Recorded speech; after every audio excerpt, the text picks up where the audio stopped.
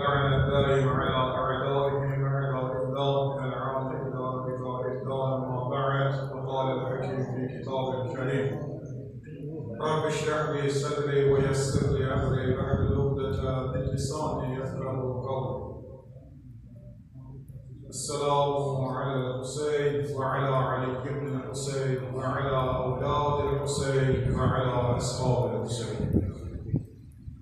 Allah'ın salatı olsun Hz. İmam Hüseyin Aleyhisselam'a, onun Kərbəlasına ve başta İmam Zaman Allah'la bütün Əhl-i Beyt sevərlərə başsağlığı ərz edirik ve bugünkü günlər çox artıq ağır ve çetin bir günlərdir.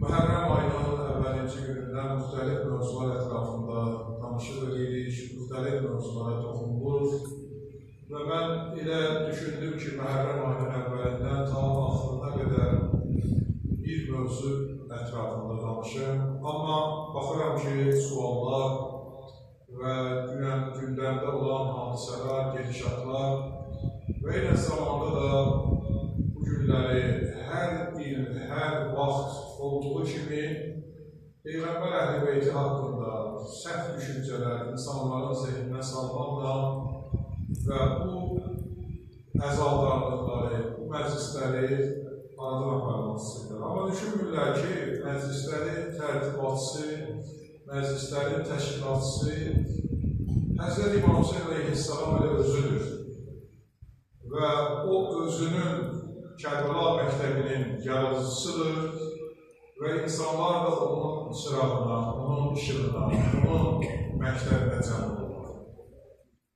Və elə insanlar da var ki, heç özündən asılı olmayaraq o məclisləri sonda gəlir, iştirakçıda çevrilir və o məclisləri sevir və məclislərin içində olur. Bugünkü mövzumuz Hz. İmam Hüseyin Aleyhisselamın məktəbində o məktəbə ağlamaq, o məktəbə göz yaşı tökmək haqqında ayə və hədislərə istəyirəm toxunmaq.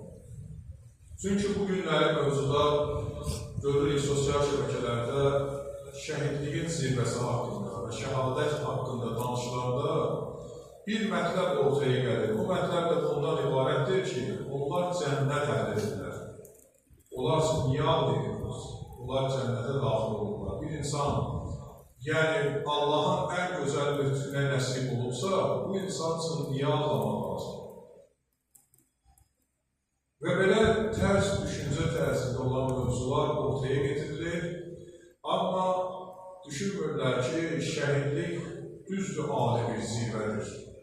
Amma şəhadət məktəbindən keçən insanların müsibətləri illər, min illər keçsə, heç vaxt yaddan çıxılmaz.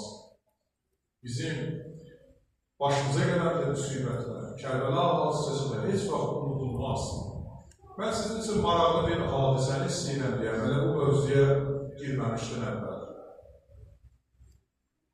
Hardasa bir 5-6 il bundan öncə İngiltərədən nümayəndələr gəldi bizim məscidimizə, Murtuza Muxtarovun tikdirdiyi məscidə.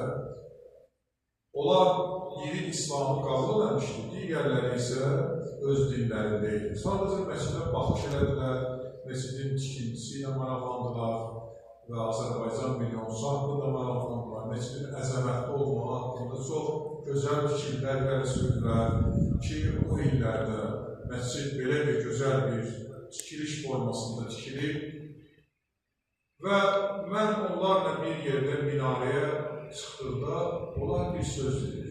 Burada məclislər keçirilir, əzadlarlar. Dedim, bəli. Dedi, mən bir dəfə İraq şəhərində olmuşam və İraq şəhərində olanda mən özüm İslam dinində deyiləm. Mənim dinim xaçpərəst dinidir, amma bütün dinlərə hörmətlə yanaşıram və bütün dinlərin qayda-qanunlarına ehtiramla yanaşıram. Və onu da qeyd edeyim ki, bu məscidə gələn, məscidin öz hökmlərini öyrənib gəlmişəm. Burada dəstəmaz alıb gəlmək lazımdır, təmiz olmaq lazımdır. Yəni, bütün dinlərdə paşlıq birinci önəm kəsb edilir. Və dedi, mən İraqda olanda Gördüm cəmaat ağlayır və o ağlamaq məni ağladı. Özüm də bilmədim nə şahlı. Mən heç vaxt bir ağlamamışam. Yəni, belə deyim ki, ağlamamışam, ne üçün ağlamamışam? Yəni, başıma bir ağırlı, azılı müsibət gəlməyib, həyatda sıxıntılar görməmişəm. Yəni, böyüklərin, əzizlərin, hamısı ziyalı, savadlı insanlardır, ağıllı insanlardır, imkanlı insanlardır. Həyatda çətin deyilən anlayışı mən yaşamamışam, görməmişəm. Və ağlamağın da səbəbləri olmalı, bu səbəbləri də mən yaşamamışam. Amma Kərbəlada İraq şəhərində olanda mən ağladım özümü nasıl olmayan. Və sonra mən orada alimlərdən soruşdum ki, sizin göz yaşlarınız, sizin ağlamağınız mənə ağladı. Və bunun səbəb nədir? Artıq orada deyim sənə, bunlar əhərcə danışır, mən çox sözlərə başa düşmürəm. Bilmirəm, bunlar nə deyirlər. Amma deyir, bir mətləb mənə özünə çox sevdir. O mətləb də bundan ibarətdir ki, uşağın ölmə faizəsi. İndi bizim kənddə də olub bu, digər yerlərdə olub. Bu günləri İraqda da, İranın özündə də var. Mesela İslam vilayətlərində var. Kərbəla hadisəsini şəbih kimi ortaya çıxaranlar var. Səhnələşdirirlər o hadisələri, insanlar baxırlar. Və o hadisəyə baxdıqda artıq insan neynəməlidir? Körpəsindən tutmuş, zamanından tutmuş, yaşayırsan, o səhnəni görsün, ağlayacaqsın. Göz yaşayacaqsın. Deyir, mənim üçün orada uşağın hadisəsi çox önəmli oldu. Bir ata öz balasını meydana getirər və öz şirinini uzağının içində öldürərlər və bundan ağır bir faciə olur. Həqiqətən ağırlar bir faciə. Bu, ən böyük faciədir. Bir insan olar ki, hadisə gedir, uşağı ölər, Allah göstərməsin. Və yaxud ona evin altında qalar, yer altında qalar, hadisələr olar. Amma bir də var ki, ata öz balasını meydana getirər, meydanda atanın gözünün qabağını balasına verər. Bundan o yana müsibət ola bilməz. Və bundan o yana ata üçün ağır, dərd ola bilməz. Və bu hadisəyə ağladır. Və sonra onun səbəbini soruşduğunda, deyir, mənə orada bir dənə söz deyirlər. Deyirlər, hər bir insanın qəlbində mərhəmət anlayışı var. Hər bir insanda rəhmət və mərhəmət var qəlblərində. O qəlbi qaralmaqlı olur. O qəlbi mərhəmətlə sona qədər aparmaqlı olur. Və o qəlbi qəddarlaşdırmaq da olar. O qəlbi rəhmətlə sona zaman yönəlmək olur. Adamlar da görürsən, belə ki, bir hamısı görüldü, bir müsibət görürüz, nə gözündən yaş gəlir, elə bir sanki belə də olmalı. Artıq o qədər günah, o qədər haram iş görür ki, qəddarlaşır. Bu adamın qəlbində rəhm anlayışı yoxdur. Ona görə Kərbəla hadisəsi o insanlar ki, bugün deyirlər ki, siz bu şəhidlərə ki, ağlayırsınız. İnsan əvvəla Kərbəla məktəbi dedikdə, insan özünü orada əvvəla görər. Özünü orada yerləşdirər ki, mən bugün İmam Hüseynin yanındayam. İmam Hüseyin əleyhissalamın başına gələn müsibətdə və bir Peyğəmbər balası, Peyğəmbər əhl-i beytinin başına gələn müsibətləri insan özünkiləşdirər və sonra ona göz yaşayır. Və ona sonra ağlayır. İmam Sadiq əleyhissalamdan hədisimiz var.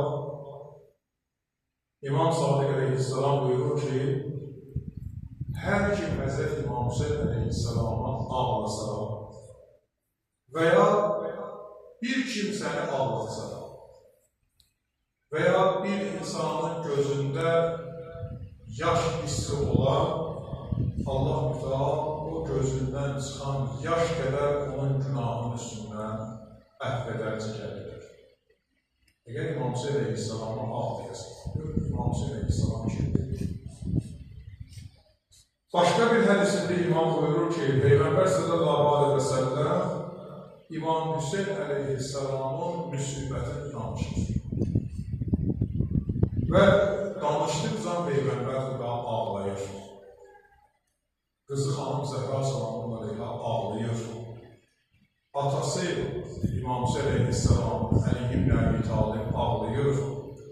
Qardaşı İmam Həsən əleyhissalam ağlayır. Və bu müsibətə Əhl-i Beyt göz yaşı tökür. Peyğəmbər başını qaldıraraq bir söz deyir.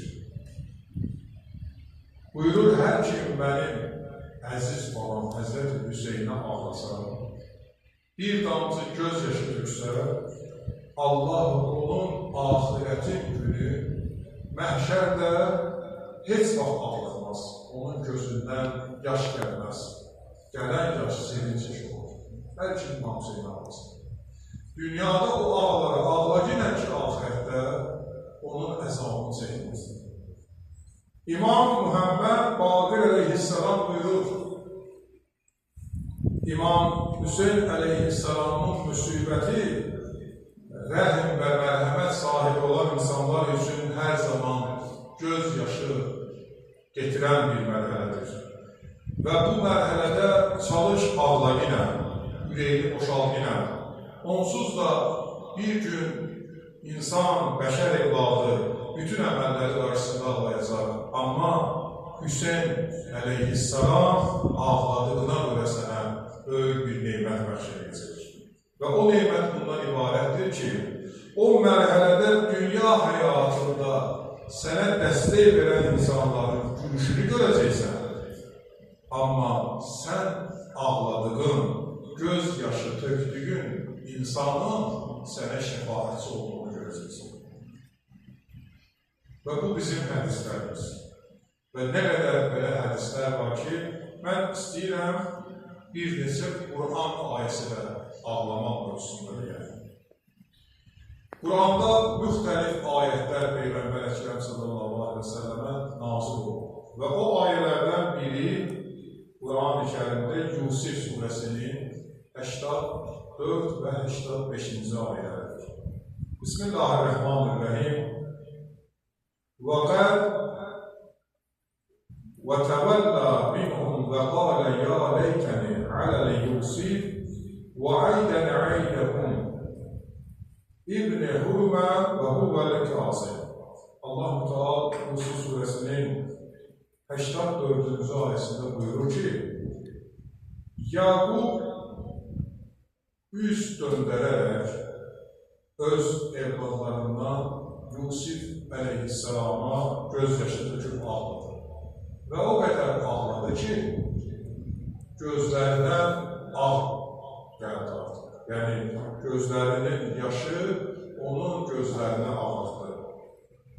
Və insanlar belə dedilər, onlar dedilər, Yusufin intizarı, Yusuf əleyhissalamın dərdi səni axıl ödəyəcək.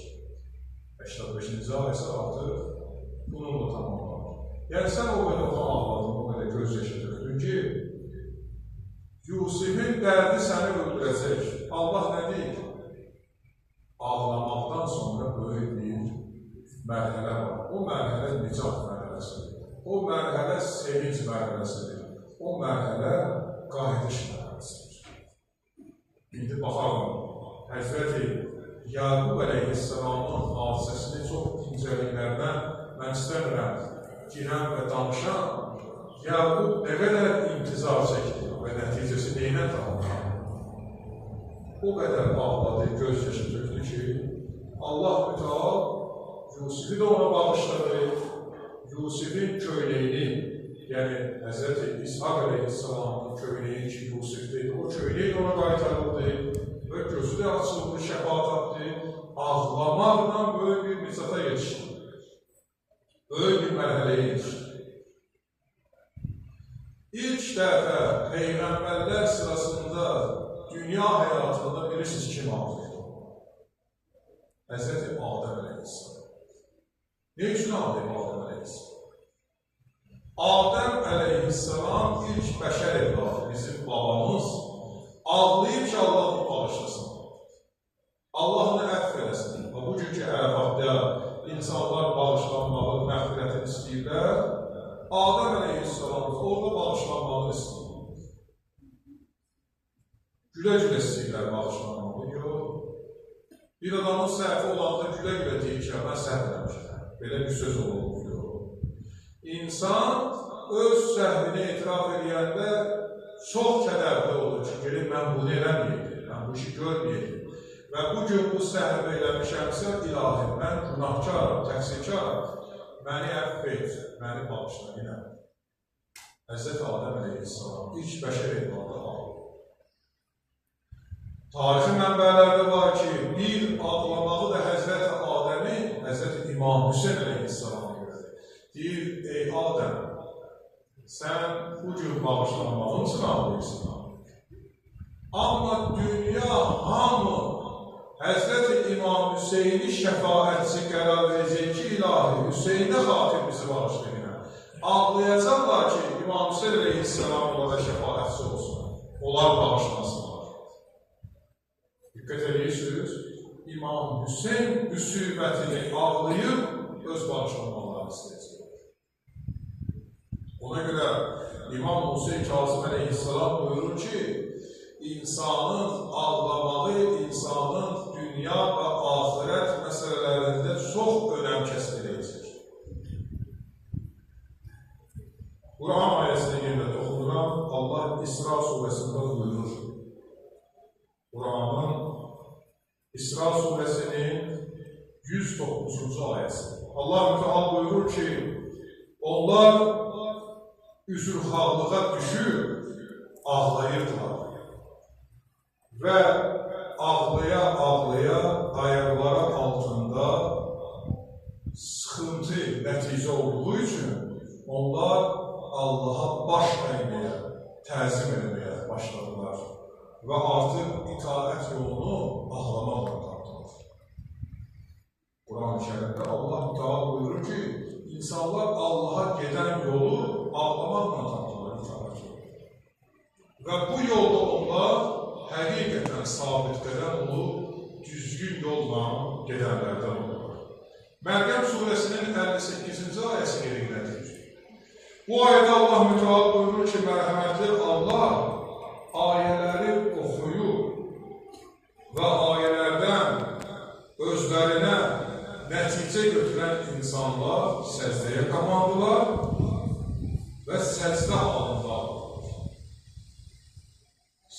ağladılar. İmam Səccad əleyhissalam o qədər səcdələrdə ağlayırdı ki, biz imamı Kərbəla hadisəsindən sonra güdən görmürdük. Və Səccad adı ona görədir ki, çoxlu səcdələrdə İmam Səccad. O qədər ağlayırdı ki, Allah da Quran-ı Məryəm surəsində buyurur ki, onlar səcdə halında Allah'a təzim elədilər və ağladılar, ağlamaqla Allah mütəal onların bağışlayanlardan edir. Və başqa bir ayədə Allah mütəal Tövbə surəsinin 92-ci ayəsində Allah mütəal buyurur ki, bir dəstə cihad üçün Allahın huzuruna bir şey getirmədilər və onların gözləri doldu və pərişanlıq halda bu sözü dedilər, Allah bizi bağışlasın. Allah onların gözlərinin dolduğu üçün, özlərini təqsirkar bildikləri üçün günahlarını bağışlayanlardır. Görün ayənin üzərinə baxın. Hələ bir halda gözləri dolur, hələ ağlamır. İnsan var ki, ağlamaq həddində qəmlənir, kədərlənir, gözləri dolur, halda üstəşir. Allah deyir, bu halda mən onları bağışladım. Onlar ki, özlərini pərişan hiss etdilər, onları mən bağışladım.